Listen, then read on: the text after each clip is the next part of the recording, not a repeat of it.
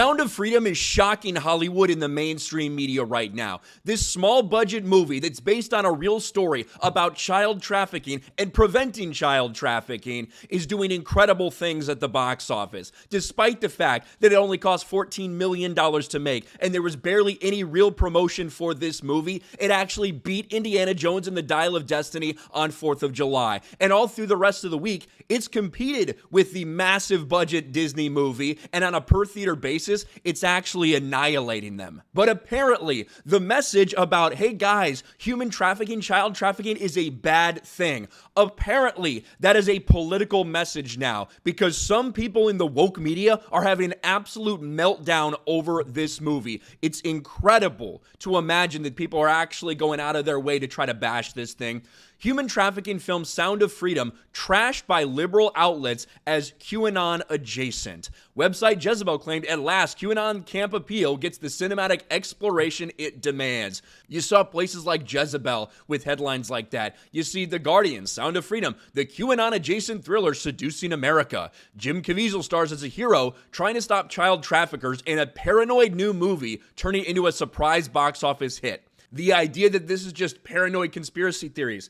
This is real. This is a real fucking story. Obviously, like all movies, there's probably a little bit of hyperbolization to some things to make it a little more entertaining. But in terms of the core of the story itself, it is real. Tim Ballard and his life, this is Operation Underground Railroad, right? They are an actual charitable organization that actually rescues children from slavery and child trafficking rings and things like that. This is a real thing. This is not some conspiracy theory. This is not some political movie. There's nothing to politicize about it, apparently, unless you're a far left-wing activist. It's pretty disgusting, and some of the stuff is very, very telling when you look out here. This is unreal, and DC Drano tags Jack Posobiec. Washington Post and Rolling Stone both praised cuties. Both are now attacking Sound of Freedom. Well, look at Rolling Stone. Review, Sound of Freedom, the QAnon-tinged thriller about child trafficking, is designed to appeal to the conscience of conspiracy-addled boomers. This is getting destroyed right now. There's Savannah Hernandez. 15,000 comments to less than 3,000 likes. They are getting roasted for this. Washington Post was getting roasted for this. And yeah, here you can see there's Rolling Stone and what they say about a movie that's talking about combating human trafficking and saving child slaves, right? And then you have them talking about cuties.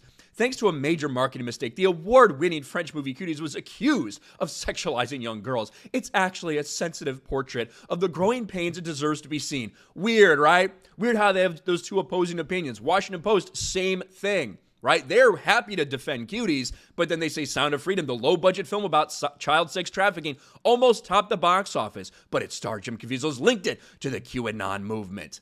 It is laughable, the attacks that are going on right now. Here's Washington Post. They're getting ratioed on theirs as well. The attacks are low and they are pathetic, but it's exactly what so many people apparently would expect. Some of the woke freaks out there, including the mainstream media, will apparently stop at nothing to try to bring this movie down, to try to say, oh, you really shouldn't go see it because of this. It's really linked to all these things. This is not a political movie. And even though there is some faith-based stuff in it, it's not like, I wouldn't even call it a Christian movie or anything like that. But obviously, with what it's doing at the box office, way overperforming expectations, then on a per theater basis, destroying Indiana Jones, I'm sure a lot of people in Hollywood might be freaking out a little bit about this. Maybe that explains why some people in the media have come out so hard against it. I highly recommend, if you have an opportunity to go see this movie, I'm going to see it this weekend. Apparently, it's very heavy, but a very powerful message. That's not a conspiracy, it's reality. These things are actually happening out there in the world. It's not a political thing. It shouldn't be a political thing,